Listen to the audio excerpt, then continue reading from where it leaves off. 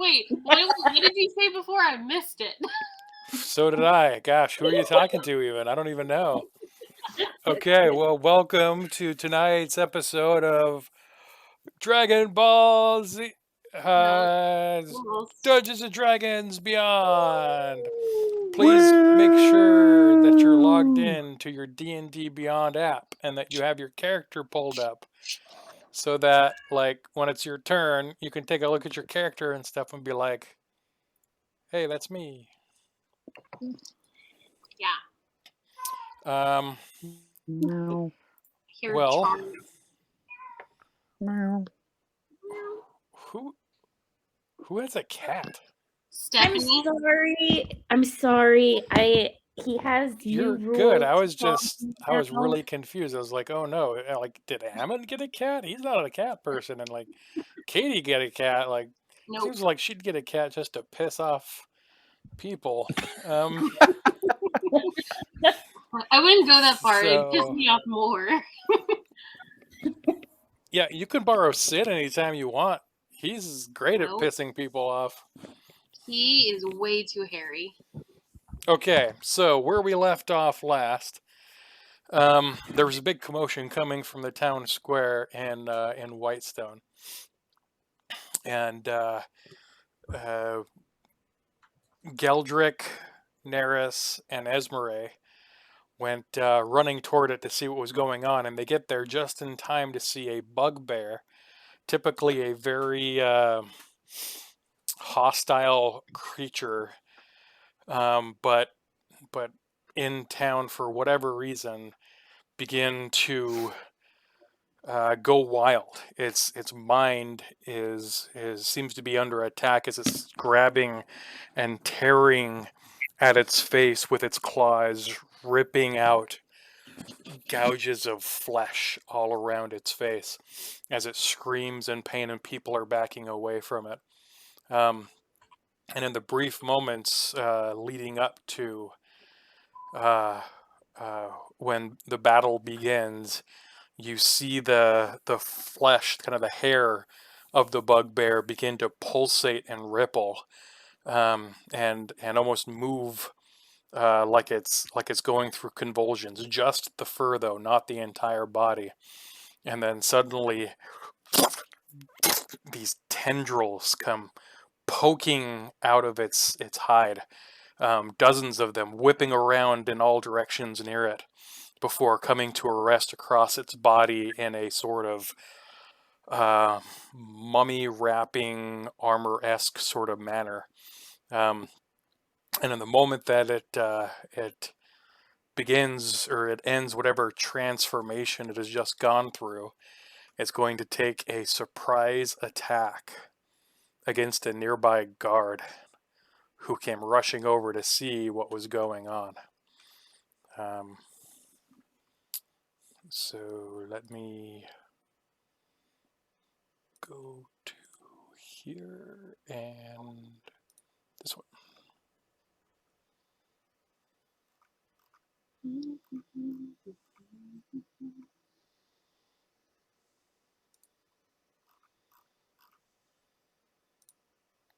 Did you make that map?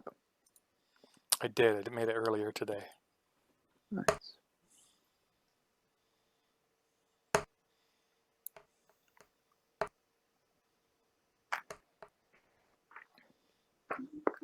Is that a 7 or a 1? Okay, it's a 7. So it's going to swing out and hit this guard. It just connects with him. He's got a +6 to his attack. And it's going to do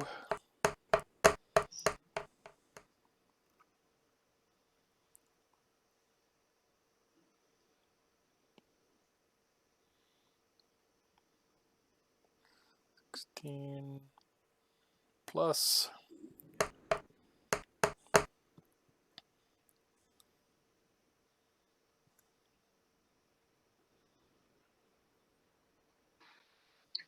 11. Oh gosh, so there's 27 points of damage to the guard here. The moment that the bugbear gets done transforming, it pulls the its mace, which is equipped to its back, out of its holster, and as soon as it gets into its hand, the tendrils that were wrapping around the forearm of the bugbear start going around the mace as well, and through the flesh, out and around, kind of locking it into place so it's become a permanent fixture to the bugbear's arm, making it almost impossible to disarm unless you literally remove its arm. And it takes this big swing out, hits the guard, and hits it for 27 points of piercing damage. And the guard gets knocked back a little bit. Is still alive, but is not looking like he'll be alive for very much longer. And we already rolled initiative for this. Kenny, will I need to roll for when my character can do stuff? Yeah, we let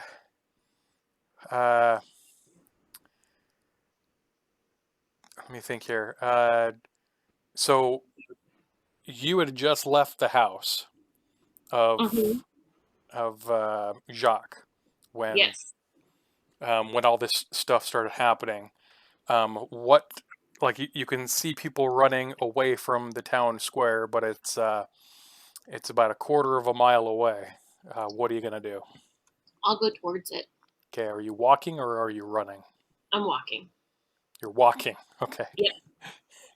I want to see what's going on, but I don't want to I don't care enough to run. Are you double are you dashing? Are you taking your actions to move and then dash to go twice the distance? You're still walking, but just walking slowly. I'll walk fast. So whatever I need to roll for that. Well, so it's a difference between moving 30 feet per turn versus 60 feet per turn. I'll do 60 feet per turn. Okay. You'll probably get there in one full rotation of people. Okay. Okay. So starting at the top of the initiative order, Geldrick, Esmeralda, and Neris come up and see this happen. They see the club come down and smack the guard, hitting him hard, breaking his shield, crushing in his chest piece. The guard is not looking the best. Neris is going to pull out her.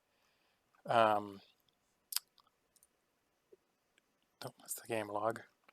It's going to pull out her staff of healing.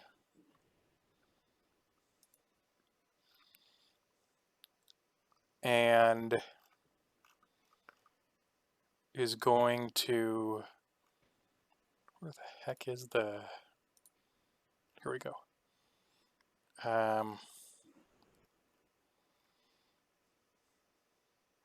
She's going to run over toward the downed guard. Oh gosh, someone's at my door, you guys. Tell them no. I'll be right back, okay? Okay. Good luck.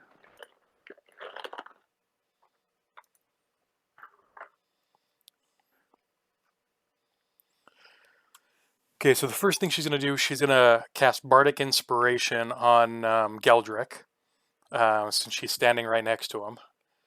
It's going to give him 1d6 on his attacks, saves, ability checks, things of that nature.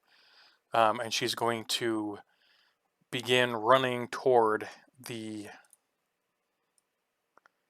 let me see here. 5, 10, 15, 20, 30. Toward the creature, trying to get over to the guard. And that will be the end of her turn. Alphonse, you're up next. You come running down the pathway from the manor, the palace where the delegation was having its meeting, and you have War at your side. Yeah. What do you do when you see what just happened to the guard and now Neris's involvement running toward the battle? Is the big ugly guy near the pond? Is that the bad guy? Yeah. Yeah, this is the bad guy. Okay. So I'm already kind of close, or I haven't gone into the area yet. You're like here. Okay, so I can probably see it, but probably don't know exactly what else is going on, right? Yeah, all you saw was this bugbear, and to give you some frame of reference, bugbears are about your size, Okay. and this one, with all the tendrils and stuff coming out of it, seems to have somehow gotten bigger. Okay. About 25% bigger than a typical bugbear would, so it sits at probably 8.5 feet tall and very wide. Okay.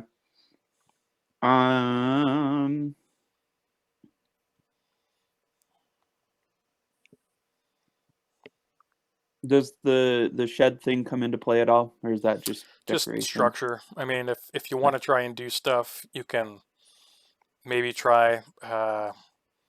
It does have windows that mirror on the opposite side, but it's a blacksmith place, so there may be some things lying around you could pick up and throw or use if you wanted to, but it's mostly here for cover and line of sight reasons. Okay. I want to see. I don't know if there's anything else other than the bugbear. As far as if there's another bad guy or bad girl. Okay. So you just want to look around in the area and see, like, kind of assess what's going on? Yeah. Okay, go ahead and roll a perception check for me. Okay. Yeah, well, that was great. I got a 3. Okay. You don't see much more than the bugbear. Its increase in size as well as its grotesque form has you pretty well distracted. You can't see much else of what's going on in the area. Okay. Let's move over towards those canoes. Looking thingies. As much as I can go. I can go. I don't remember how far I can go. Should be kind of top of the app. 30 feet. Okay. And do you want to be near the behind pillar? the pillar. Behind Let's do canoe side of the pillar. So not directly behind. Yeah, but it's still kind of protecting me, but not really. Yep. Okay. That'll be it. Okay. And I'll turn you. Okay. Thank you. Do you want to do anything else?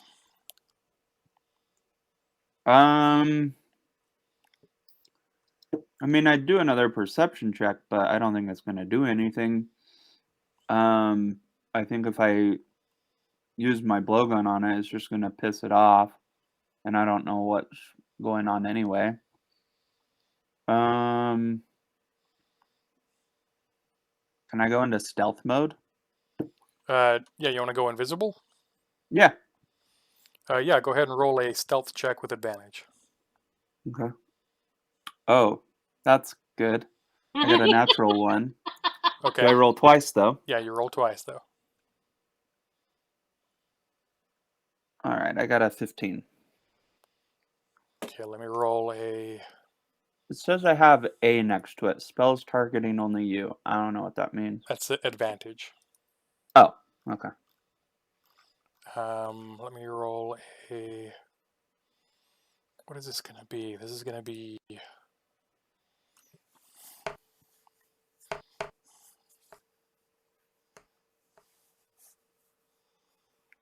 Okay. The bugbear rolled a 2 and has a -1 modifier for perception, so it got a 1. So even your first roll would have succeeded. So as soon as you run past this pillar here, it loses almost complete sight of you. Okay. Yeah, and that'll be it for now. Okay. And I will... I'm going to put next to you invisible. So we know that you are currently not being seen by this character. Okay. Okay. Okay. It is now the bugbear's turn. The bugbear, upon seeing you move from behind it, and Neris moving in front of it, as well as hitting this guard here, is going to kind of go full Dragon Ball Z style and start screaming at the top of its lungs. And as it starts screaming, the tendrils begin to tighten around its body, squeezing and pinching out tufts of hair, and in places on the body where it looks like it's pinching too much, you can kind of see this bulbous push of hide stretching out as though it's a giant blister ready to pop. And just as it gets to its maximum point, they burst open, and 3 little creatures emerge onto the ground next to it. And let me roll.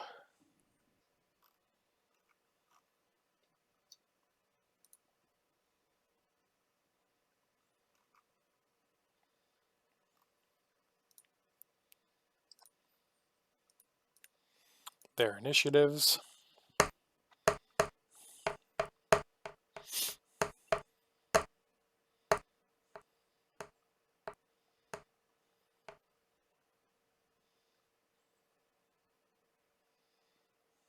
Okay. Oh man.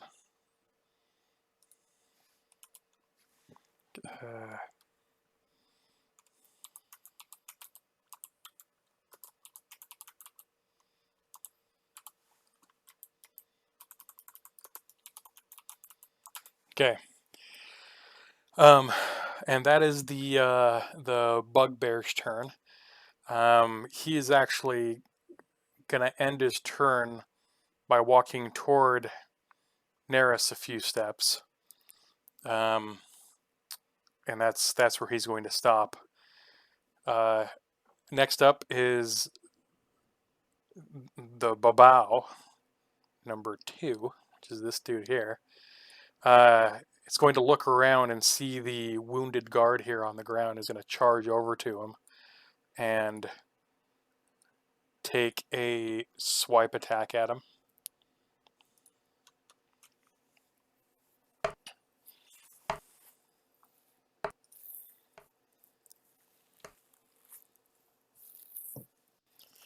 And that definitely hits. And he's going to do... That was a 24 to hit.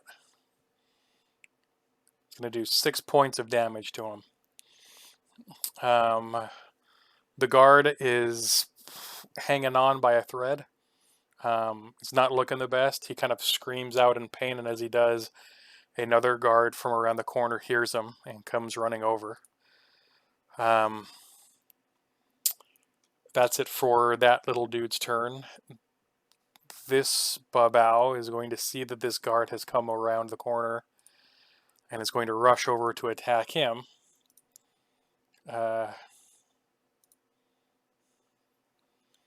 And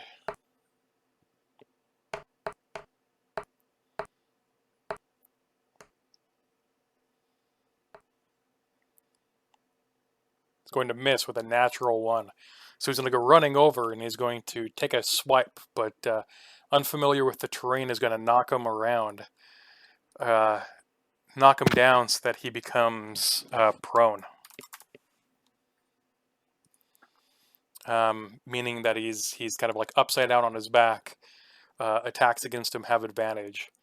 And he's just kind of laying there in front of the guard, who's standing there slightly stunned by seeing a friend of his, a colleague, kind of torn to pieces in front of him, and this other thing come running over only to trip and fall like an asshole. Okay, next is this guard's turn. He's going to try and run away. He doesn't like what's going on, so he's going to do a... he's going to try to move away, and this thing's going to take its reaction to try and attack.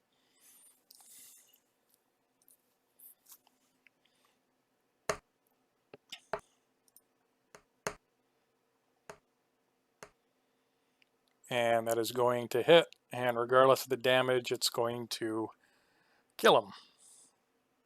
So this dude is now dead. The creature kind of, as the guard starts to turn and run away, this creature reaches out with its claws and scratches through his back, where there should have been some armor plate. The lower part of the back was exposed, and the claws went through the back, tearing through the flesh and splitting the spinal cord, killing him. So that is it for him. He did. Next up is Geldrick. Geldrick, having just received some bardic inspiration. Nope, I want him to face the other way. Okay, guess that's it.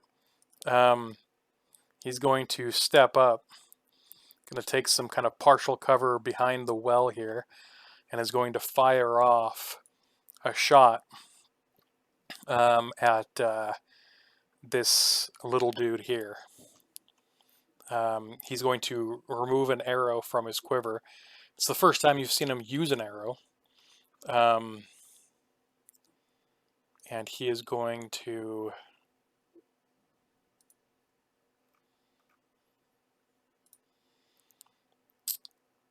take a shot.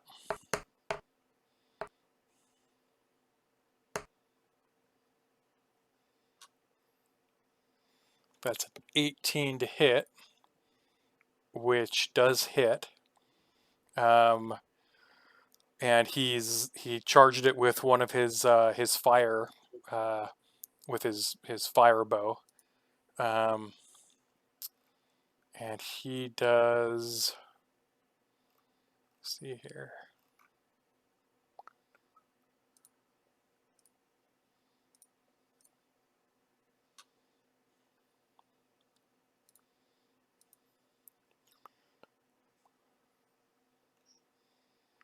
Any presence, intimidation. Okay. Yeah, he's going to do 1d8 plus 6 plus 1d6 of damage.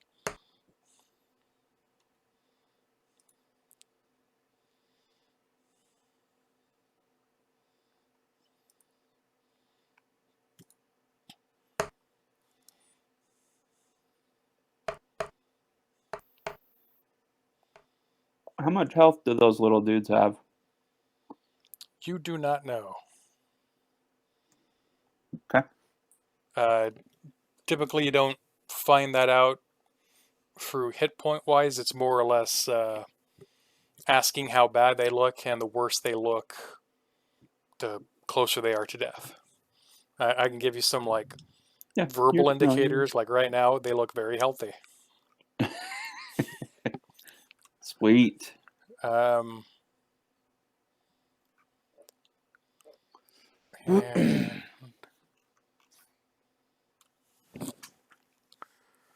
yeah. So that does what? That is 14 damage to this guy. No, it does. What was it? 10 damage piercing, 4 damage fire to this guy. And he's going to take out another arrow and take another shot at him. I should be remembering that he has inspiration, so I should be adding a d6 to all of his attacks, but they're completing as they are, so they're not really needed. So it's all for nothing. I know, right? What the hell? 12. Waste of an action. Waste of an action. So it's 14 Just kidding. piercing damage.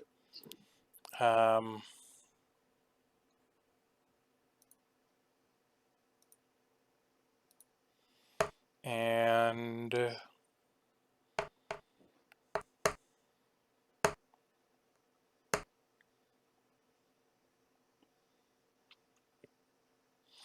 5 fire damage, total of 19. He's now going to take his action surge, which is going to give him 2 more attacks for the round. So he's going to do both attacks. It's a natural 19, so that's going to succeed. And then... Man, this is so slow.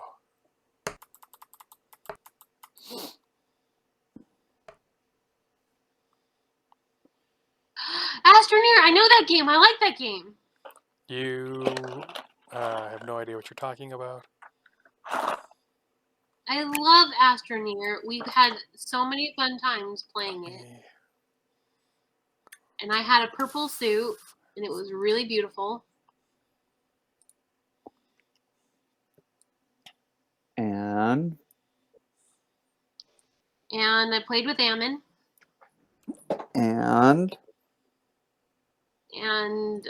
I won. And then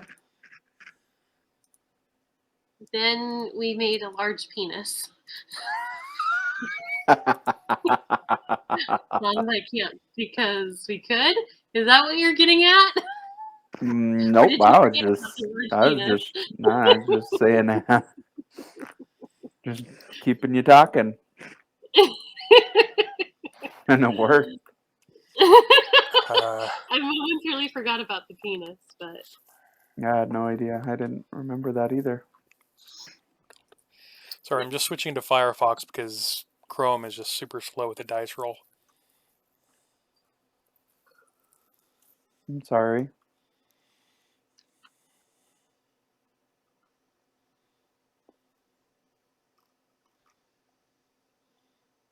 Okay, that was 10 damage. Plus 2 fire damage. Man, Giltrick's killing it. And then, so here I go to actions. And then his last attack.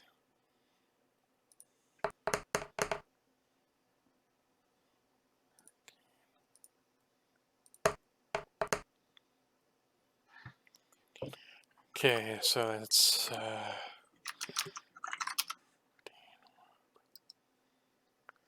okay. So with he steps over to the well, pulls out arrow after arrow, firing 4 shots at this dude. All 4 sink into its side, and the combining fire of all 4 shots, hitting for 67. Is that right? 67 damage.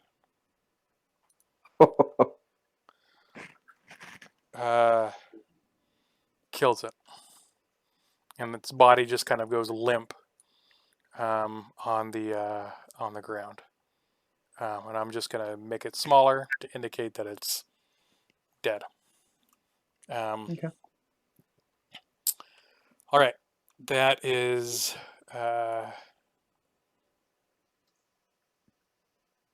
Gildrick's turn. War. Stephanie, it's you. Woohoo! Let's go kill some people. Yes. Okay, how am I over by that staircase? Is that me? Yeah, this is you here. Okay. Okay. How far away is the first little bay? What are those called? Babao. Babao. How far away is that from me? About 25 feet. This Okay. one's 25 feet. This one is 25 feet as well. Okay. I would like to use my breath weapon to long range hit it. Okay, what's the range on it? 30 feet. Okay. Go ahead and roll an attack then. Okay. Uh-oh. I'm on the computer this time. Which one do I roll? Which dice? There's like 4, 6, So 8, 10, 12, so 20. if you're on your sheet here, Yeah, that's where I'm at, I think. okay. So in your attack, if you have actions here and attack, Yeah. do you see your breath weapon? Yeah. So whatever this number is here, click on that. Oh, the hit. Yeah, the It's- hit DC. Click Okay. on that number next to your breath weapon. It doesn't have a button. It says 11 DEX. Attack save is 11. Okay, 1 second. I'm gonna Okay, head over to sorry. your character page to take a look.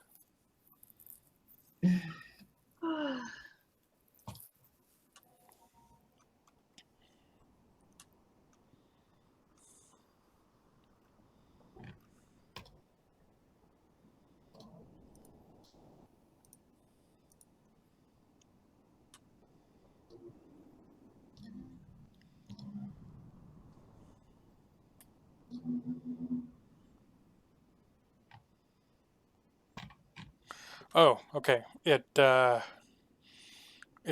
not. It's the people in it have to do a save. So the creature has to do a save. It automatically hits everything in that area.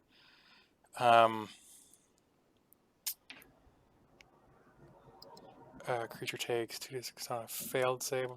Half as much on a successful one. Okay. So, go ahead and do your 2d6 damage there. And I'm going to do a save for... The creature. Babao. Yeah. Oh, dang. I rolled a 4. It's totally fine. I got to... Son of a... Like losing... track. You know what? That's totally fine. Okay. Where is Pablo? Dexterity.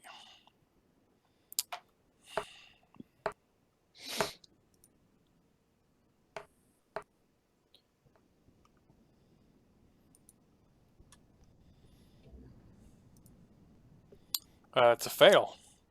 So he takes 4 damage from that. And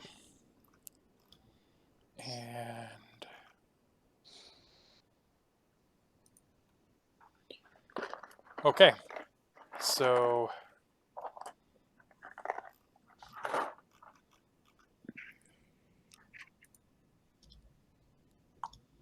where the hell is the... You know, it doesn't... Okay, sorry, I'm getting distracted. Okay, he takes 4 damage. Do you want to do anything else on your turn? I don't think I can do another attack. But maybe I'll walk. Can I walk closer? Yeah, you can do that. Oh, wait. But then let's move me slightly closer to the big boss. How close? Can I go up a little bit more to that other pillar? Yeah, like right there. Yeah. Okay. But can you turn me the other direction? How's that? Could I go 45 more degrees in that direction, please? No. These are the Okay. 2 directions you got. Okay. I'm just waiting for retaliation from the other thing. So Okay. in my mind, I'll be facing more ready for it. Gotcha. Okay. Is that it? Yeah. Okay. Next up is this guard over here. So he's gonna see this thing at his feet, see that his buddy has just died, is going to take a swing at it. And it just barely hits. And because it's on the ground, it's prone on its back. It's going to be an auto crit. And 1d8 plus. Oh, not that.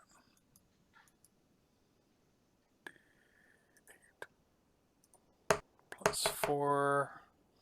10, 14. So he's going to stab down into its gullet, doing 14 points of piercing damage to it. And then he's going to ready his shield in front of him, kind of lower to the ground in preparation for some sort of retaliation from the creature. And that's going to be the end of his turn. Esmeralda is up next. She's going to see all this going on. She's going to see what Geldrick just did, and is going to come over to the edge of the blacksmith hut here, and is going to look at the big bugbear as it's advancing toward Neris, and is going to cast Guiding Bolt at it.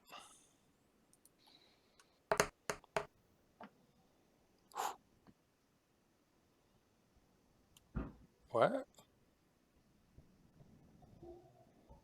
That's weird. My screen, it showed a 19, but it's giving it a 3. Huh. Okay.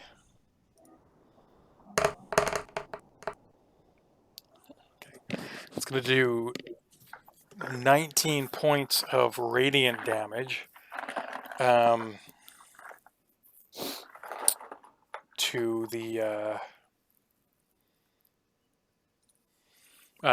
bugbear. And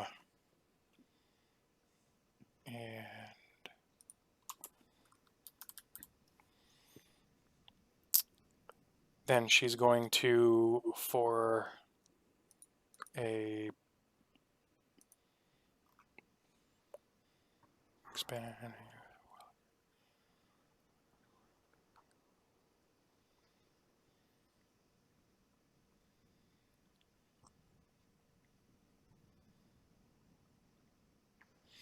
She's going to take, so her bonus action, she's going to take her starry form. So as she's standing there at the edge of the shed, her body is going to begin to shimmer and glisten, and it's going to become slightly transparent as you can start to see the cosmos in the depths of her flesh.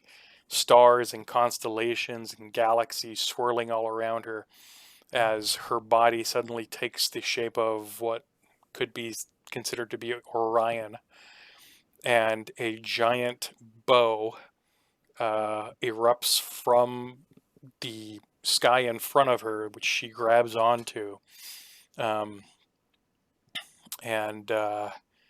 she is readying an arrow made out of pure light.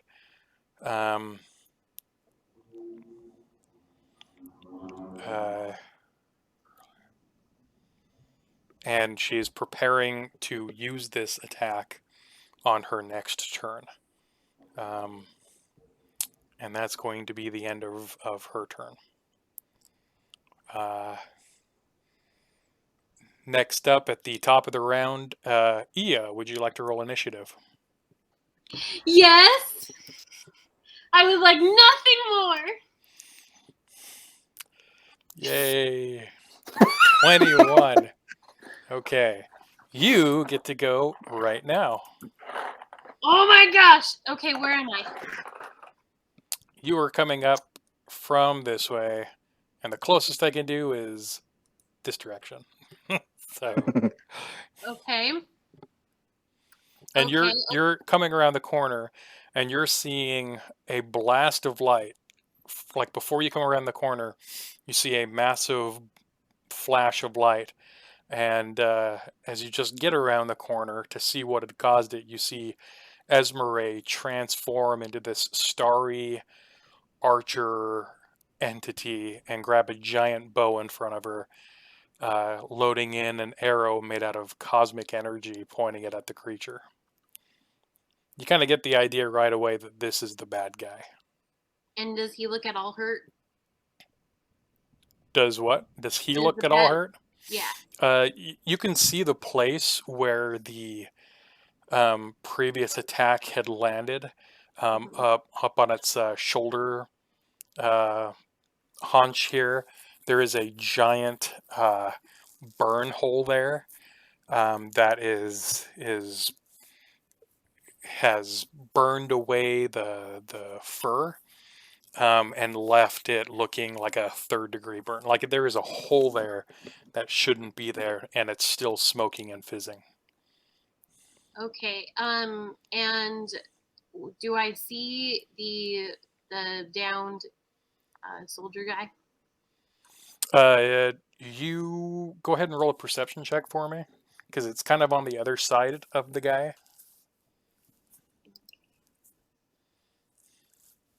7.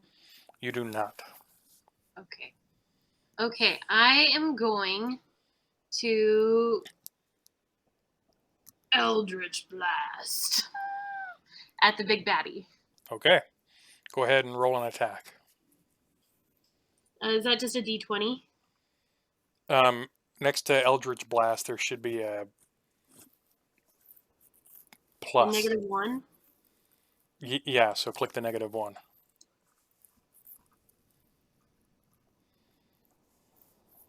Eight. Okay. I don't know how this works. Um, I thought with spells that I just have to roll. I don't know. Here, let me get your sheet up here. The range is 300 feet? Yeah. Dang. Like, so it's a DC of -1, which means I have to roll something higher than a -1, right? No. Because I thought with weapons, it's the one where you have to. I thought there was a difference between a hit DC, and they're treated differently depending on if you hit the weapon. Is that not right? No, spells have they use a different main category to determine their ability. Like melee weapons use strength. Thrown weapons or ranged weapons use dexterity. I believe wisdom is for spells. You have a -1 modifier to your spells. So whatever the 20-sided die that you roll is, you subtract 1 from it, and that's your attack. Okay. Some spells are like an AoE, like Wars had, where it's a flame breath, and it hits everything in the area, and it just automatically hits because it's an AoE. But Yeah. since you're firing at a specific target, it's whether or not you hit the target first and then the damage. Okay. So your -1 there means that the blast goes wide and hits the door, or the side of the wall of the blacksmith shop, and shatters the window as it makes contact. Okay. What kind of spell is that? Is that a bonus action or is that just an action? Do you know?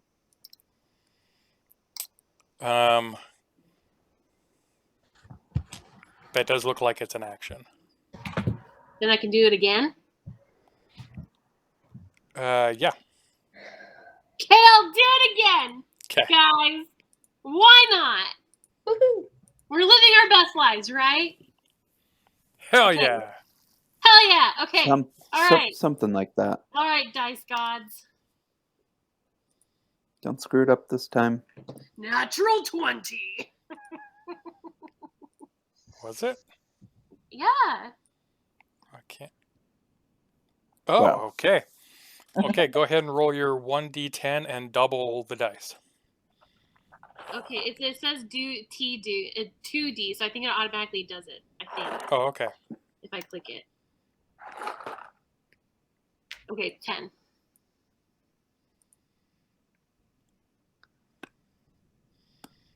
What? Because there's a 1 and a 9. Oh, okay. Great. Okay. So the 10 points of Eldritch Blast, force damage to the bugbear.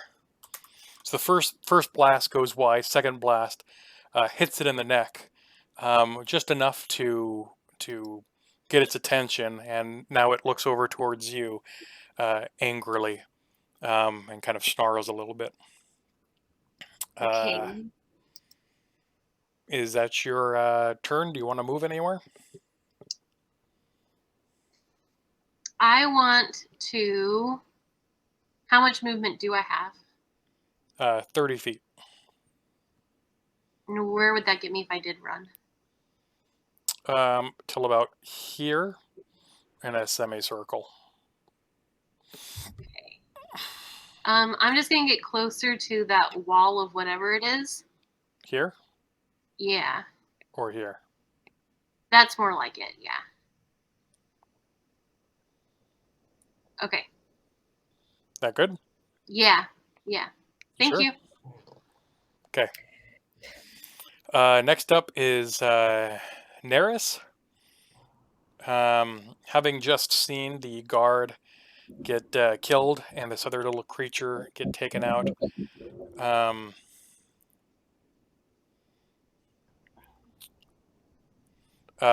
and seeing what Esmeralda just did, she's going to use her action to give bardic inspiration to Esmeralda by singing near, far, wherever you are, you shine up like the starry night. And as she's singing this, the stars on Esmeralda's body are going to glow brighter, indicating the inspiration has taken place.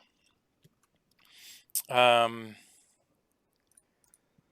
then for their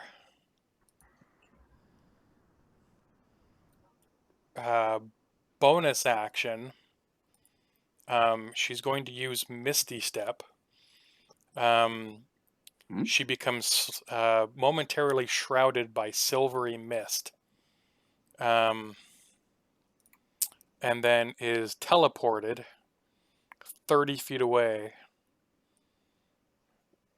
Oh, that is not what I wanted to do. Okay, this guy. And so it's going to bring her over to about here, and then she's going to run the rest of the way over to here and get behind this pillar. And that will be her turn. Alphonse, you're up. Yeah. All right.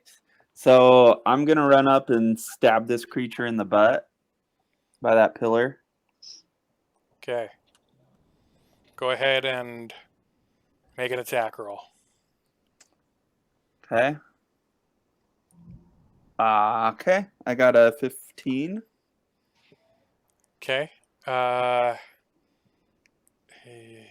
15. Just misses.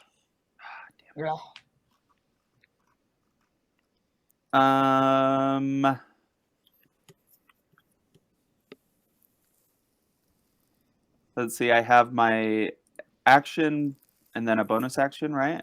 Yeah. And then do I have a third action? A reaction?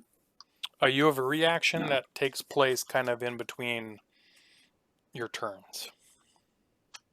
Okay. Man. Oh, I was wait. wanting to do something. You were stealthed, right? Yeah.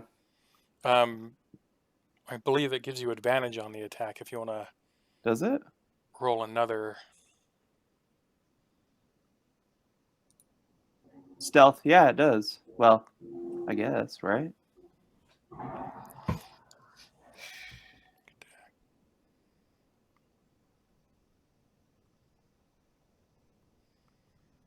Yeah, you get advantage, and you can also apply sneak attack if you want to, which will give you an extra d6 of damage. How do I apply sneak attack? So if you look at your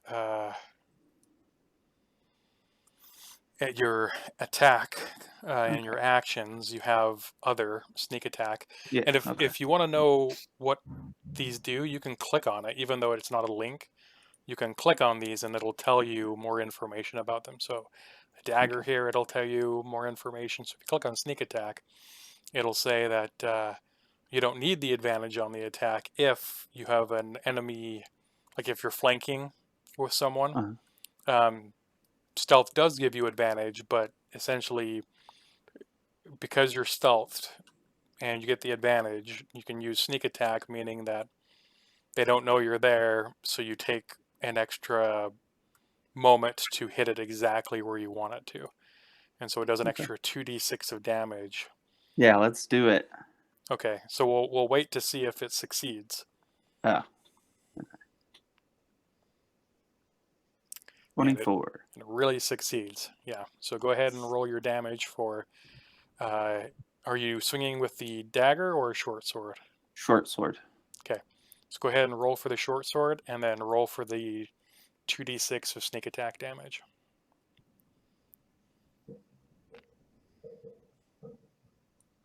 Right? I think I did that right. Yep. Cool. So 12? It's 12. Okay. That is your action. Bonus action? Yeah, I want Esmeralda to not be attacked. I feel like the big dude's gonna maybe try to attack her because she's so bright. So I don't want to completely abandon her, but just to the post just below me, I'm gonna hide behind that, is to hopefully come this way. Sorry, down. Down. Under the other post, yeah, that one.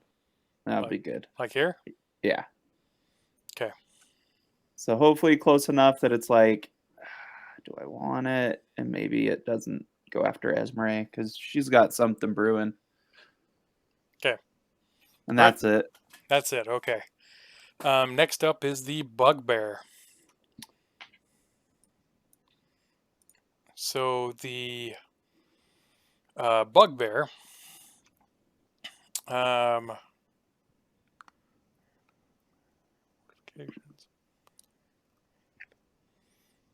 is going to the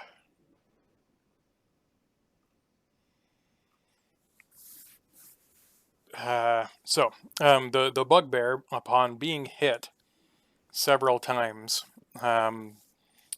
some of the hits very, very powerful, is kind of realizing that it's surrounded, starts to panic, and is going to begin channeling its energy.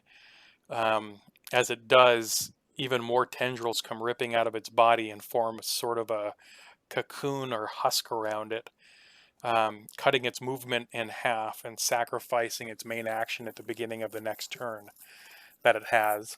But it will cut down all damage it receives by half. And for this turn and next turn. So he's just kind of standing there, trying to gather himself. So that's going to be the bugbear's turn. This babao here is going to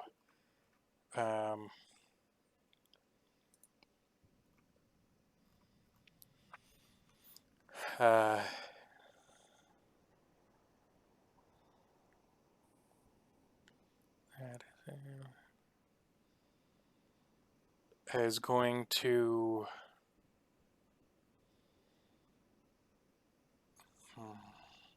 he's actually going to run over to this other guard who has just stabbed its other little friend, having just seen this one just get absolutely obliterated. Runs away from it, sees this guard stabbing this other little creature, and is going to take a swipe attack at him.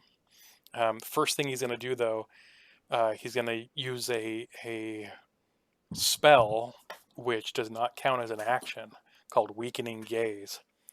And the guard has to make a Constitution saving throw.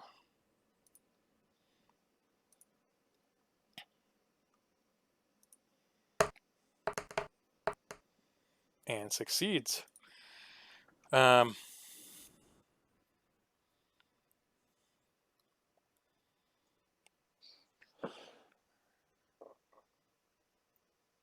Okay. And is going to make 2 attacks at him with his claws.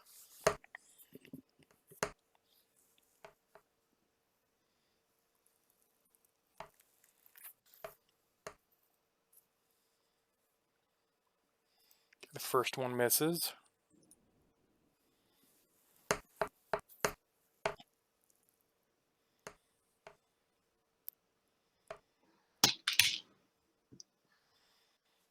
And the second one is a crit.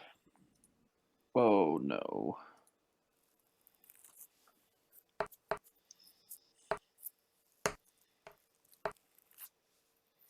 And it's going to do... Ooh.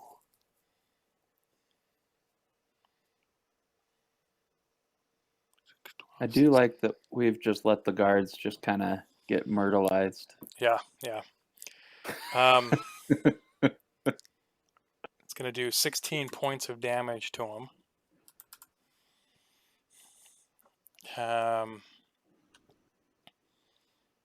And that's going to end its turn.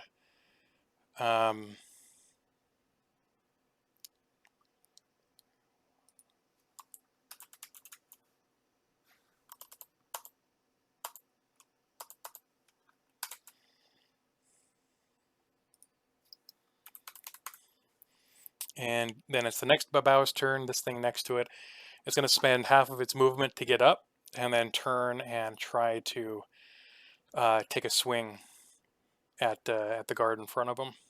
It looks like he's pinned on here, but try to remember that he's got all this empty area behind him.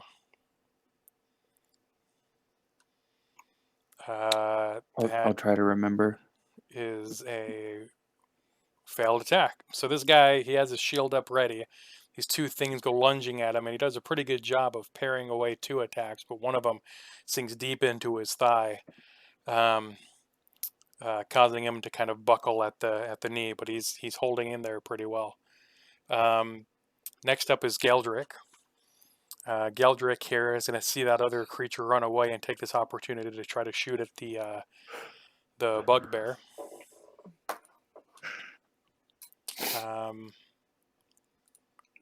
And he's going to fire. That was almost a 1. Getting a 27. Dang. Doing 10 plus fire damage, 15. And then he's going to pull out another arrow and take another shot. It's going to hit.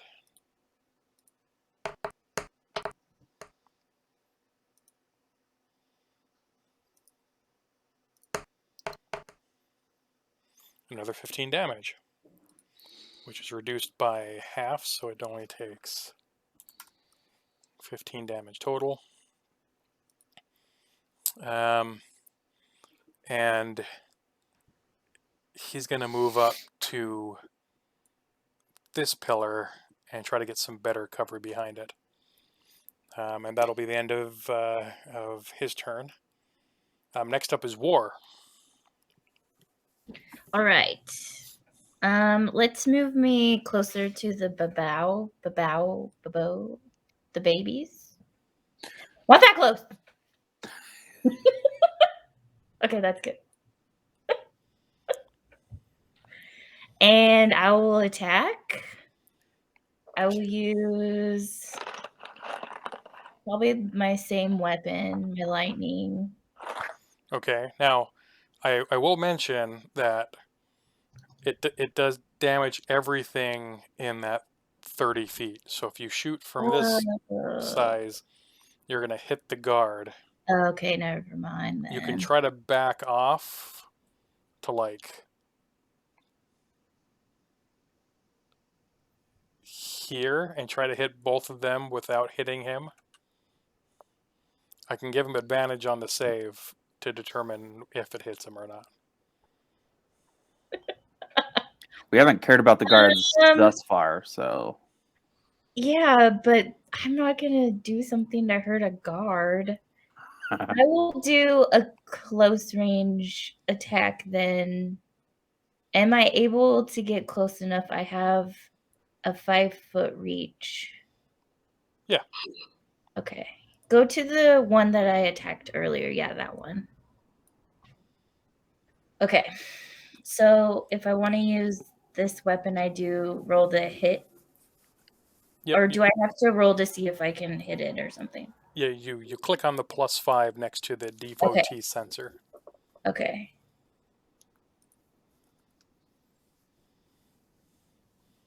So that's a miss. Dang it. You can try to take a swing again with it if you'd like. Yes, I'll try again. You got this, Stephanie! I don't know if I should maybe run away. I don't know. Okay, I'll try again. Just do it. Okay. And that also misses.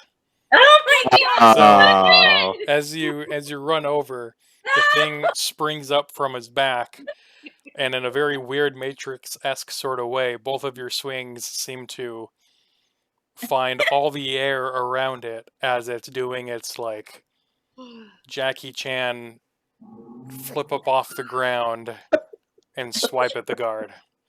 If the guard wasn't in so much pain, he would have been incredibly impressed by how lucky the thing was and how bad of a shot you are. Can I do anything else on my turn? No, you're out of movement, and Okay. your action and bonus action are done. Okay, cool. I'm gonna die here pretty soon. So thanks, guys. I tried. Nice work. Thanks. Thanks. Okay. It's now this guard's turn. Seeing that you just missed wildly with your... Oh, wait a second. I need you to roll 2 more times for me. You're technically flanking this creature with the guard, and so you get advantage on the attacks. So you rolled a 9 and an 11 for your first attack. So the advantage was the 11, and you missed. So roll the same the thing. +5 2 more times. Ooh. Okay. What? That was a better roll. Okay. So go ahead and roll. They do the 1d8 plus 3 damage. And if you look next to it, to the right, there's a 1d8 as well that you also have to roll. So click on the dice. So like I'm talking about right here, you can see it says 1d8 of radiant damage. So this is the physical damage. This is the radiant. So you need to roll a 1d8.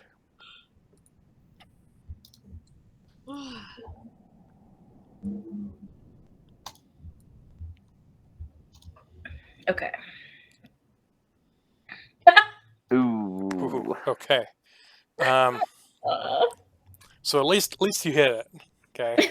At least you hit it. You made contact. You hit toward its hindquarters and kind of makes its legs a little bit harder to move on its back end.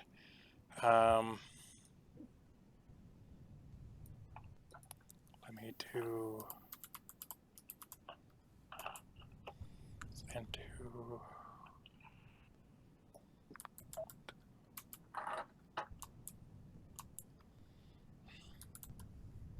Okay. And so now it's the guard's turn, and using the same flanking technique, he's going to take an attack at this little one.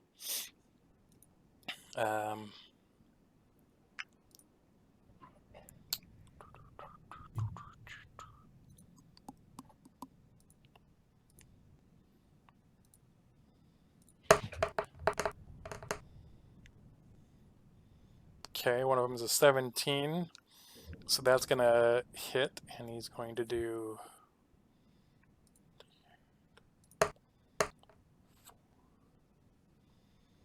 It's going to be 12 points of damage, and he's going to...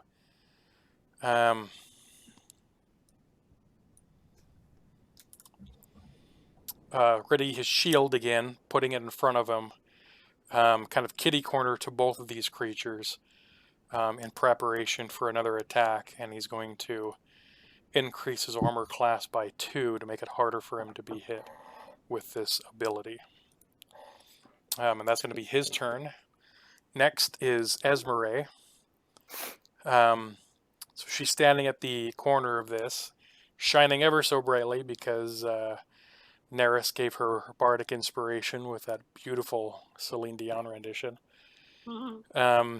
And for her bonus action, she's going to fire her arrow. And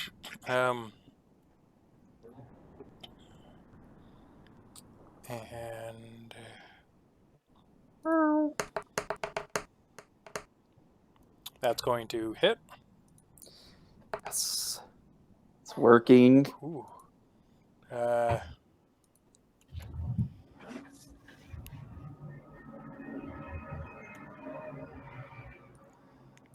So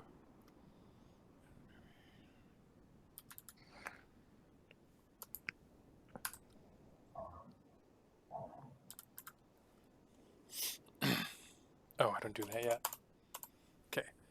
And then for her main action, she's going to cast Guiding Bolt again at first level. And that's going to hit. And this is at the big dude, right? Yep, at the big dude. Okay. And she is now going to kind of duck behind the wall here, making it so she can't see what's going on, but hopefully getting full cover to make it harder for this thing to attack her. And that's going to be Esmeralda's turn. Ia, top of the round.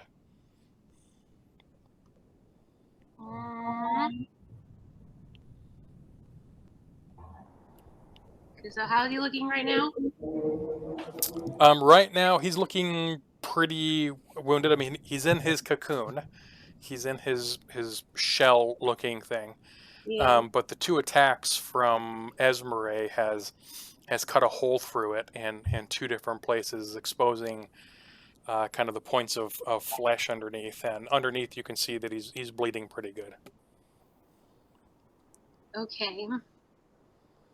He looks more dead than alive, but just barely. I'm going to run up to him to get closer and to where I can see the soft points, the weak points, and I'll do Eldritch Blast again. Okay, you're gonna do it from point blank range? Yeah. Okay. And you're gonna aim it at those places specifically? Yes. Okay, I need you to roll a perception check for me. Okay. 18. Okay. And go ahead and roll your Eldritch Blast attack.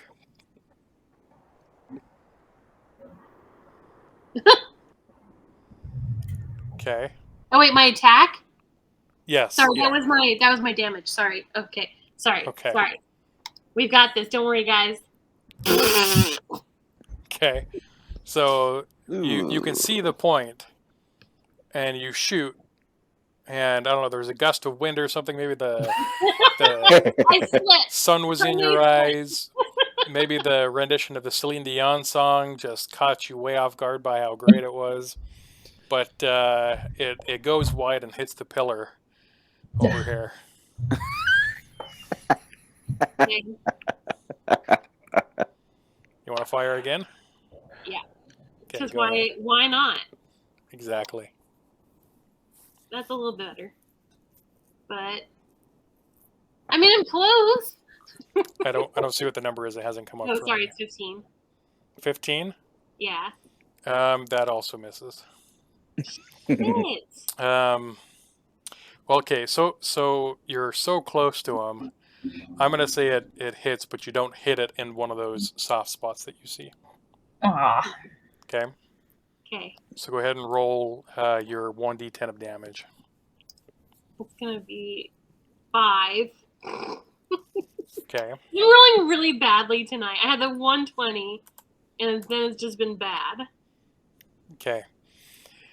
All right. You have about 10 feet left of movement if you want to try and take it. Come hang out. Hold on, just a second, okay? Can we just Yeah. we just wait a gosh darn second? No. Tell me now. What do you want to do? Tell me. Tell me. I'm going. Wait, I can't do another spell, right? Correct. I'm going.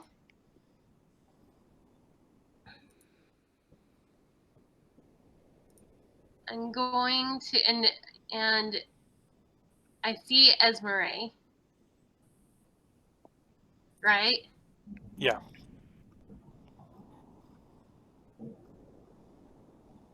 Do I? Okay. I'll get closer to Esmeralda without getting in the way of between her and the monster. Like, I want to be in front of her, but not directly in between her and the monster. Does that make sense? A little further back. Yeah. Boop your nose. Boop. Like, okay, a little further back. Like here? A little further back. It's as far as you can get. Oh, okay, that's fine then. Yeah, no, just keep going. It's cool. And that's where I'll leave it. Okay. Is that because you want to be by your bestie? How did you know? Katie, I also just updated your character because you didn't have any of your weapons equipped. So I just equipped them for you. So. I thought I did. Are you sure I didn't? Positive. Okay, cool.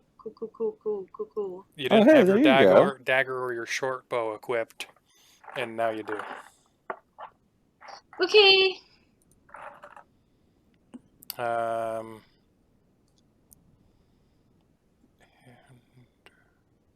Okay. Next up is Neris.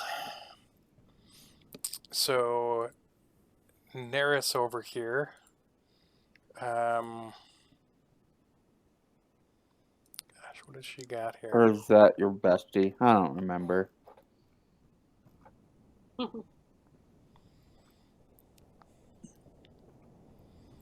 So Neris over here is going to, let me see here.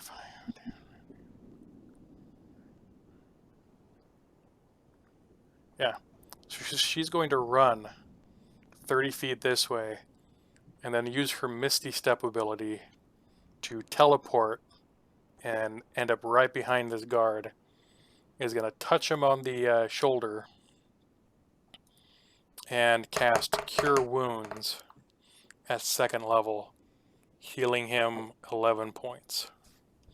Suddenly, the gash in his leg mends almost entirely. The bleeding has stopped, and all strength has come back to it. What's left is some torn cloth and what looks like a wound that's a month old. And immediately he gains strength back in his leg and a new resolve for fighting. And that is going to be her turn. Alphonse. Yes. My turn. You know what? Let's move towards the beast. The big beast. And I'm going to do a short sword attack. Okay. And this is still with advantage, right? No. If you want to take a bonus action to go invisible, you Oh, can. the invisibility just goes away after a turn then? After you attack, you reveal okay. yourself. Okay, that makes sense. 16 doesn't hit, right? It does not. It just misses. Yeah, let's take the bonus attack to try again. Okay. Dang it. Oh, wait. Oh, yeah, that hits. Yeah, 18. Okay, go ahead and roll your 1d6 plus 3 damage. Ooh. 5. 5, okay. So, but it's only half, right? Yeah. So in that case, you round down. So he takes 2 points of damage. Okay. Anything else you want to do? I still have movement, right? You do, but now that you're revealed and within melee range, if you try to move away, he could try to counterattack. So I probably should have used my bonus action to do the Disengage. the dash or disengage. Yeah. Well, I guess he's gonna try to hit me anyway. I'll just stay there. That's fine. Okay. Is that the end of your turn? Yep. Okay. Next up is the bugbear. I'm thinking you say butt bear. Yeah, it's the butt bear. He just has a bunch of asses. Ass cheeks, places where you think you'd see eyeballs. You got assholes instead. It's a seeping cesspool, pus-filled, angry butthole from hell. Yep. Think of the Sarlacc from Star Wars, but worse. Oh gosh. All of those around his body. Ew. And they're all calling out to you. Yeah. So if you recall during his last phase, he took a bonus action which forfeit his action in this turn, so he can't take any attacks, but he is going to, from his cocoon still for the next turn, is going to begin to growl / moan. It's going to be more of a sound. What was that sound? Let me know if you didn't get it that time either. I can do it again. I actually didn't, but I won't make you do it again. Okay.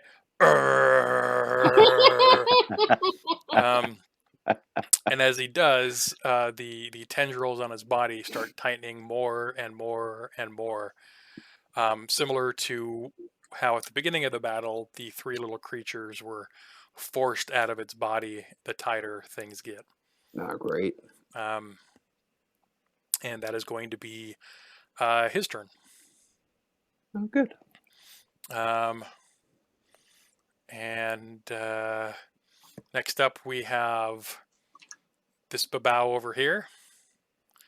And he is going to take a swipe attack at the guard in front of him.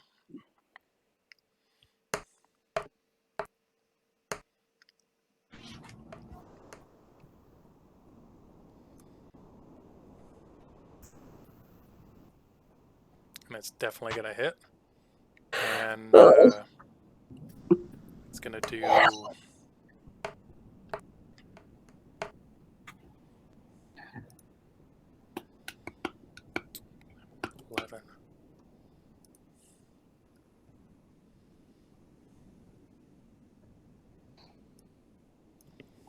11 points of damage. He's also going to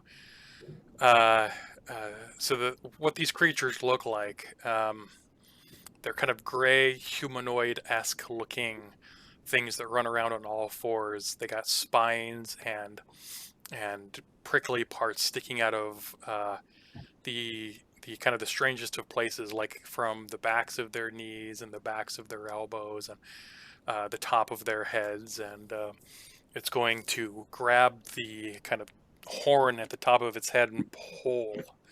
And as it pulls, the other points on the body seem to sink into the body until it pulls basically a spear of abyssal flesh out of its body and throws it over to the babao next to him. And that is the end of his turn. And now it's that babao's turn, so he's going to take this spear and make 2 attacks against the guard in front of him.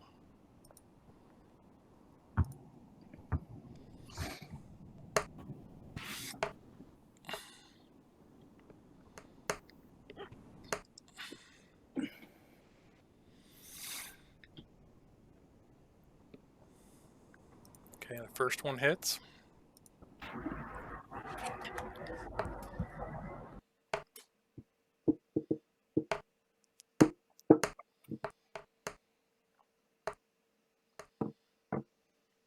Second one does not. So Yeah. So the guard is thrown off a little bit by this thing's self-mutilation to his right and is distracted momentarily. And when the spear is thrown over to the other creature, he gets one quick attack off into his stomach. And then he brings the shield back over, knocking the spear away. And the second attack glances off the edge of the shield. And it did 8 points of damage. Next up is Esmeralda. Oh, wait, no. Next up is Geldrick. All right. Geldrick's been... Come on, Geldrick. So Do something. Yeah, Geldrick. Geldrick is going to hear you all saying this, and he's going to shout back at you, "Yeah, do something! Caca! Shit!" and he's going to take out another arrow from his quiver and fire it off. And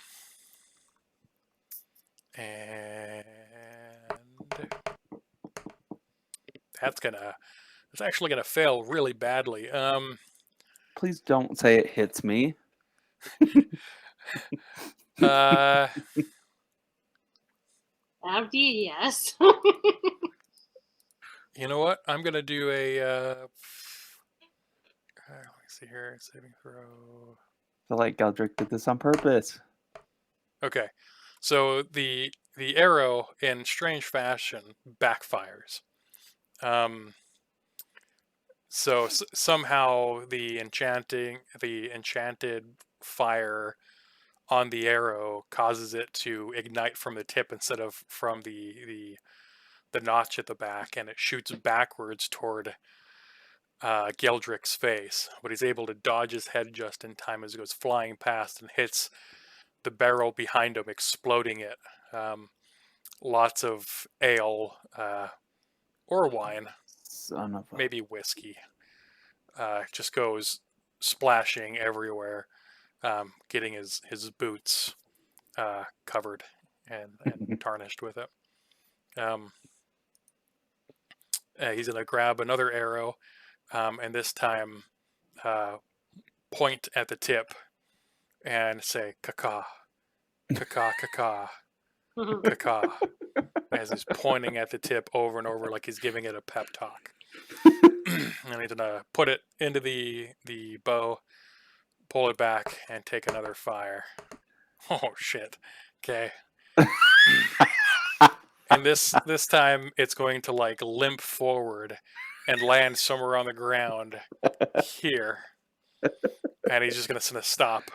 He's going to look at his bow. He's going to look at the other arrows in his quiver. And he's just going to start like just screaming random things at it. Like he's trying to motivate them to do better because he's obviously doing the best.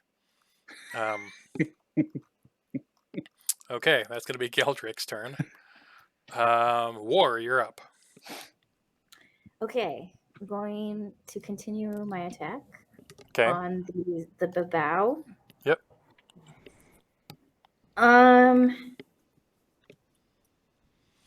Can I ask a question about the damages? I don't understand. It Yeah. looks like my unarmed strength is pretty good. So your damage is just Does that 4. mean it's good? So the +5 is that's your likelihood of landing the attack. Okay. The damage that you do is to the right here. So you would only do 4 damage with an Okay. unarmed strike. With this weapon, you would do 1d8 plus 3 plus 1d8 of radiant damage. And your breath weapon would do 2d6 of lightning damage. So it's like a range thing. So this one does 2 to 12. This one does a static 4. And this one does a 5 to 19 damage. Okay, so I get it now. All right, I'll use the devotee's censer to attack again. Okay. So go ahead and roll with advantage because you're still flanking it. Okay. So I do that twice? Yep. Okay. So even though that first one definitely hits, you want to see if you get a crit. Okay. So go ahead and roll damage on that. So you do the 1d8 plus 3.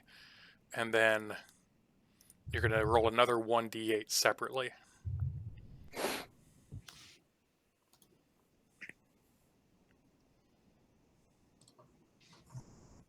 Okay. Okay. Okay, so your first attack hits it, and you hear bones crunch. Its back portion seems to go limp. Its front quarters are still very much so alive and very much so lethally bound, holding a spear up in front of it. But its back legs are quite hurt. If it can move, it looks like it would make you throw up if it tried to move. Me too. Good. Okay. You want to attack it again? Yes. Yes.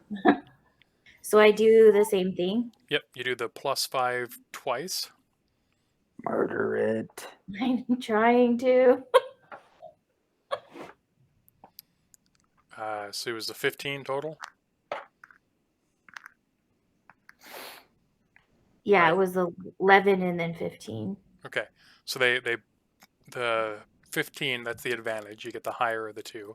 Oh, okay. That one misses. No. Dang it. Wait, does it miss? Hold on, let me... Oh, it does For the not. It does bow? hit. Yeah, no, it hits the bow. Yes. Go ahead and roll damage on it. Yeah. And then the 1d8. Ooh. Yep.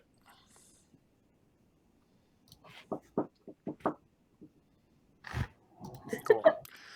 So with this one, as you connect down to it, the radiant light from the devotee's sensor slams into the upper part of its back, and the light shines into its core and seems to burn it from the inside out, and it just collapses as a smoldering pile in front of you, still clutching to the spear,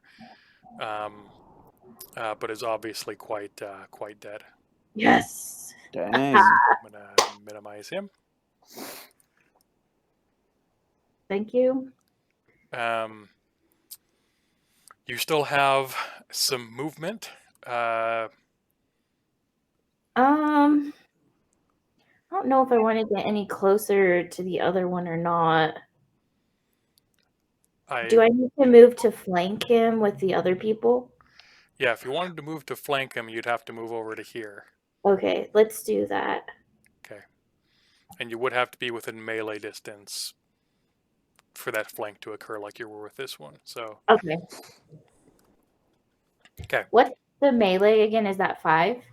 It depends. You can see to the On left your of your weapon? hit DC, you have a range of 5 feet. Okay. Other creatures, depending on their size and the kind of weapon they're using, will have a different range. Okay. But depending, going off of what you've seen with these little creatures, you guesstimate that their reach is the same as yours. Okay. Okay. There's your 2 attacks and some movement. Unless you want to move somewhere else, is that it? Nope, that's perfect. Thank you. Cool. Okay. Next up is the guard. So the guard here, seeing this thing fall and die, and seeing that you move around to a flanking position, even though it's just been stabbed in the gullet, and having Neris behind him, having his back apparently, he's going to drop his shield, take his sword in both hands, and take 2 big slashes at the creature here. Come on, guard.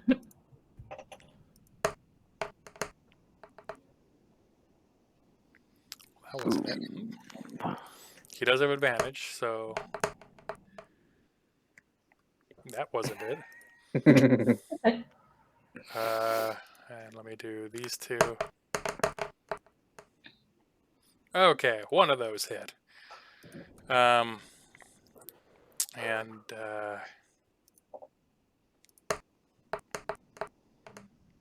it's going to do 11 points of damage.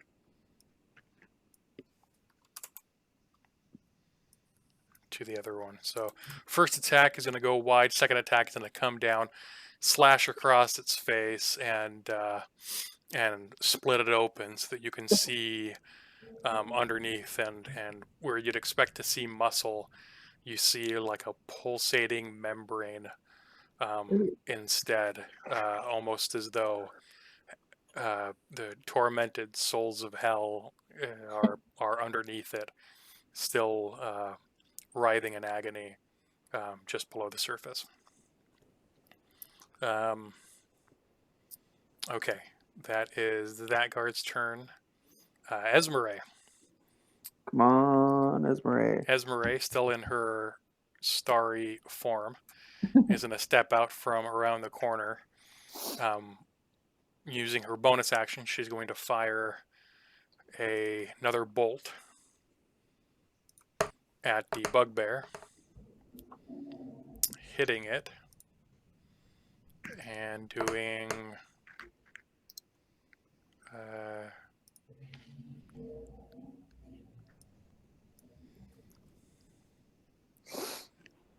8 points of damage to it. And then is going to use a second level guiding bolt. And that hits to do 3 1s. That blows. Okay.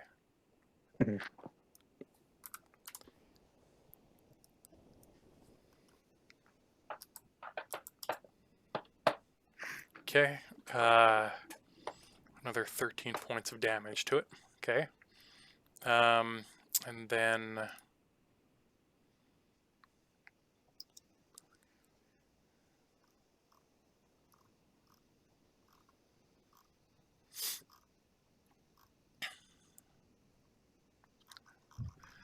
okay, and that's going to be she's gonna duck back behind here, but kind of look around the edge to see what happens. And that's gonna be the end of her turn. Top of the round, Ia, you're up. Okay. Can we flank this guy, me and Ia? Yeah, you can try. Is he flankable? There's one great way to find out. I'm going to. He's looking pretty beat up, you said? Yeah, at this point, he is getting. If it wasn't for the cocoon around him, he would likely be either dead or at death's door. I'm going to be like, Gah! I'm going to do acid splash into his wound. Ooh. Okay. Let's see, we got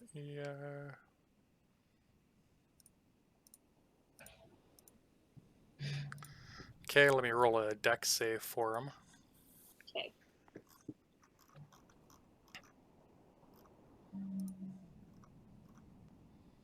I'm gonna do disadvantage for him because he's hindered in his movement.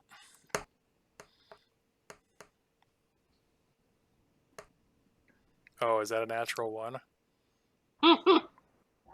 Well, yeah, it's a natural one, so it doesn't matter what his second roll is. He critically fails. So go ahead and roll your damage for the acid. Okay, so you splash some acid into one of these openings, and as you're expecting it to sizzle and begin to slowly eat away at the wound inside, almost like pouring lemon juice onto a paper cut.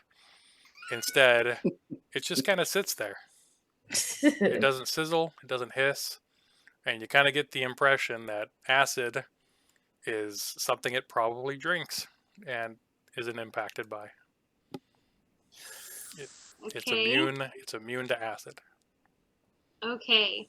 Then I'm going to grab my dagger. Okay. And stab it in there. Okay, from the front here? From where I can see the open wound. Okay. Okay, go ahead and roll an attack.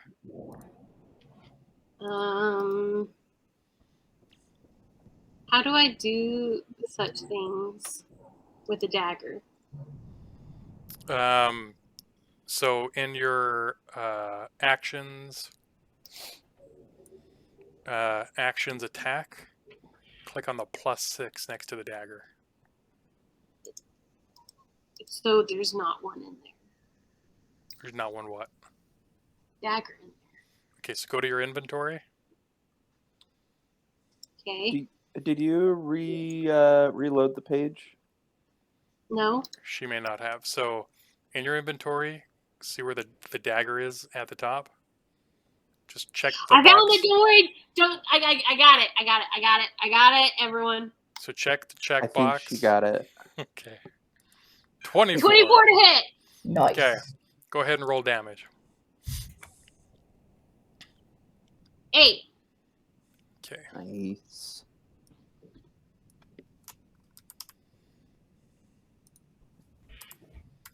Okay. So upon hitting it, you do see that the first attack that I took from Esmeralda, the bindings on its body got a little bit tighter.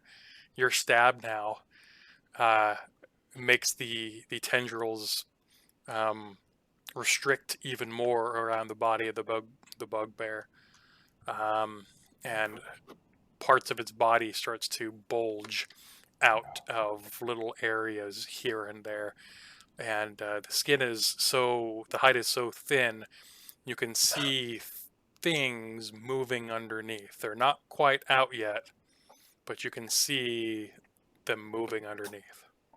Oh no. Can I start running away and push Alfonso away with me? You can't push him away. That would take an action. You can try to run away, but the he may take a counterattack action against you.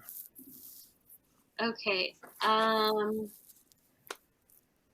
will run to that pillar. This one? Behind me. Okay, so he is going to take a counterattack against you. Okay. How rude.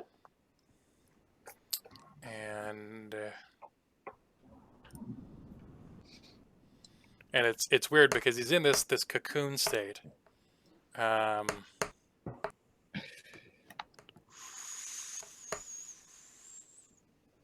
Oh, so close to a natural 20. What's your armor class? 14.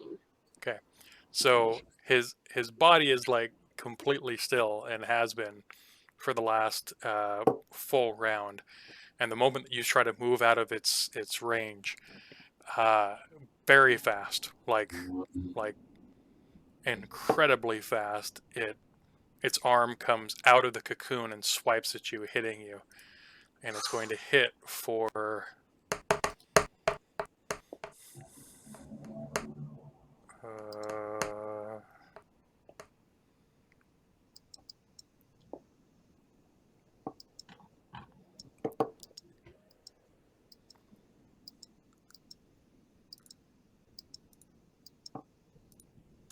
16 plus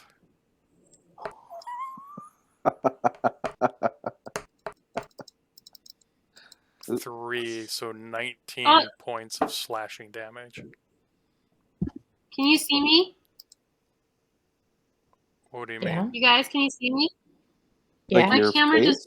my computer just died, but the only thing that's still on is the green light. That's We can weird. see you. We can see you, yeah. It's frozen Weird. now. Oh. I think my computer just died. Okay, we'll give it CPR. Okay, bye. Yep. Okay, Bye. well, hopefully It's a she'll cheat, come I back soon. That was an impressive tack. You killed her computer too. Be sure to tell her that when she gets back. She is going to successfully move to the pillar, but she's going to be incredibly wounded for it.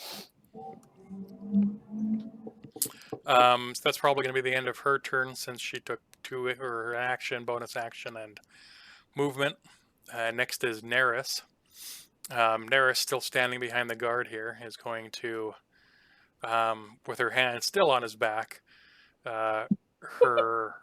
Wait, where's Neris? up here. Oh. The side battle. So Yeah. Neris, War, and the guard are up there? Yeah, she ran up there because the guard was getting effed up and no one was helping him. So she ran up there to try to save him. And then War came up to help as well. And now she's just kind of standing back there being support for the guard. And so that's how Ia died.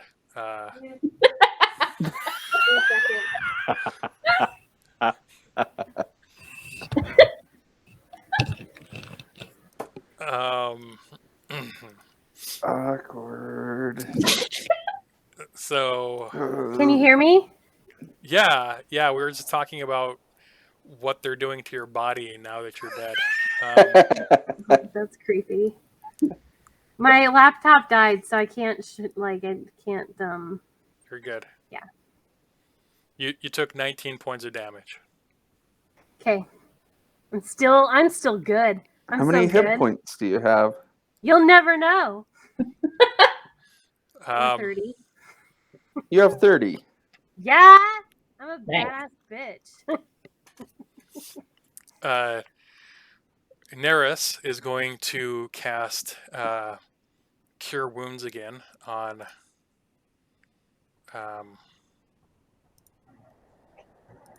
this guard,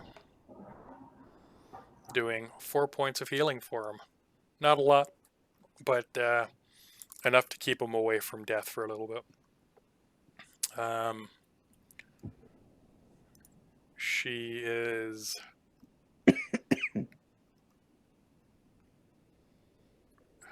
doesn't she have a... I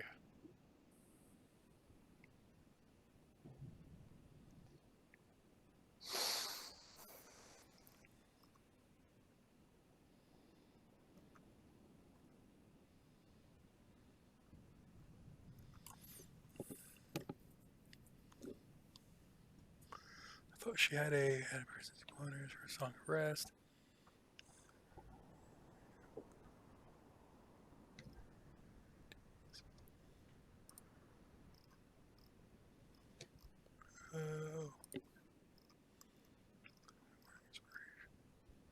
Yeah, guess that's it. Okay, and that's going to be the end of her turn. Next up is Alphonse. Yeah. Well, since Katie ran away, we're gonna bag that flanking idea. Thank you. Yeah. Yep.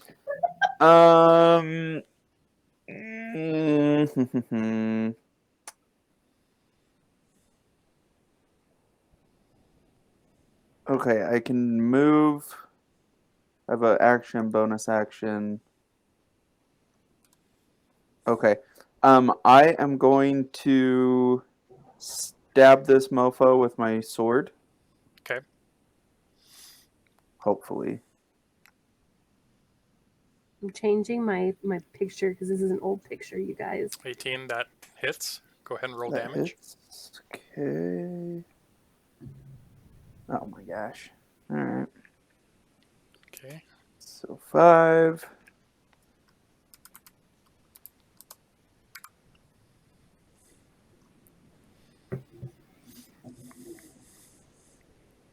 And bonus action, do you want to attack again or disengage? I'm going to disengage. Okay. And I'm going to come over here to the shed, the corner, so opposite of Esmeralda. Yep. Like behind the barrel here? Yeah, right there is good. Okay. So I can still see the guy, but I'm not right next to him anymore. Yep, gotcha. Okay. That the end of your turn? Yeah, I don't think I can do anything else. Okay. Next up is the bugbear. So, after being hit with your sword, tendrils get a little bit tighter around its body, and at the beginning of its turn, one little creature pops out of it, and all the tendrils that form the cocoon fall away, and all the other bulging masses on its body, including the penis, Katie, Thank you. Very good to unswell know. back down, kind of de-escalating the threat. It is going to turn and look at the corpse of this fiend here, and it's going to pick it up and eat it, using its consume ability to restore some hit points.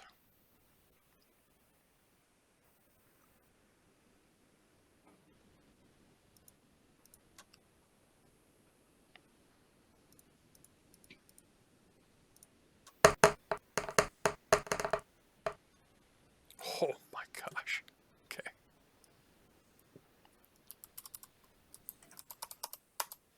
Okay, and it just healed 33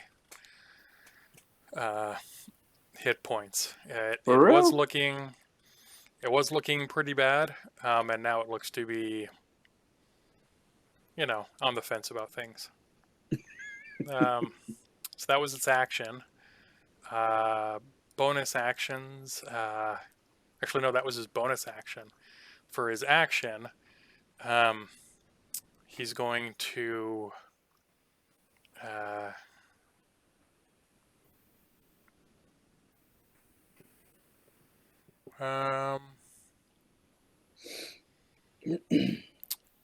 He's gonna turn to Alphonse and take a swing at him. So I'm gonna get rid of that guy. He's gonna come over here. Whoa, he just got really small. All right. And because you're behind a barrel, I'm going to say that you got quarter cover. So that gives you +2 to your AC. So whatever your AC is, add 2 to it. Okay. As he takes swing at you with his club. Okay.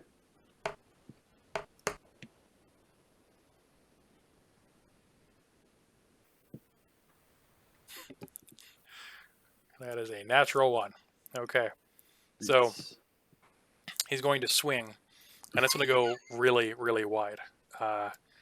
It's going to go so wide that it's going to miss you and the building. Like the whole saying of you can't hit the broadside of a barn comes true as he swings wide, and it comes back around and connects with his knee, doing 19 points of bludgeoning damage to himself. Nice. Okay, he's going to howl out in pain and kind of stagger back a little bit in just,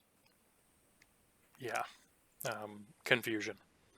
So that's the Bugbear's turn. Next up is this Babao up here. He is going to do his best to kill the guard standing in front of him. I'm going to take a swipe at him.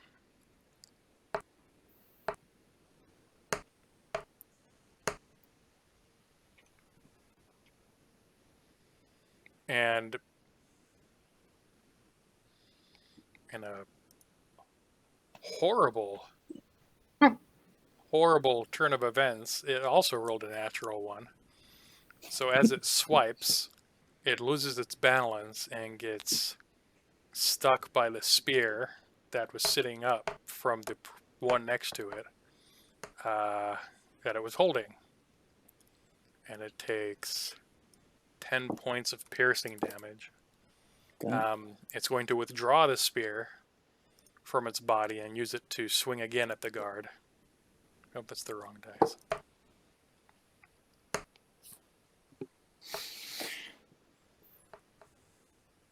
And I think we're getting close to time, so if any of you all need to leave, go ahead. I did make plans with my buddies to play League of Legends at 8:30, so Okay. I will talk to y'all later, okay? Yeah, we can pick up the rest of the battle next week and hopefully have the other members of the party here. Okay, sounds good. All right, good game, guys. Good game. We're doing it. We're doing it. We'll start back up to the to Geldrick's turn. Okay. Cool. Thank Sounds you. good. Thanks, Kitty. You're welcome. Bye. Bye. Bye. Stuff.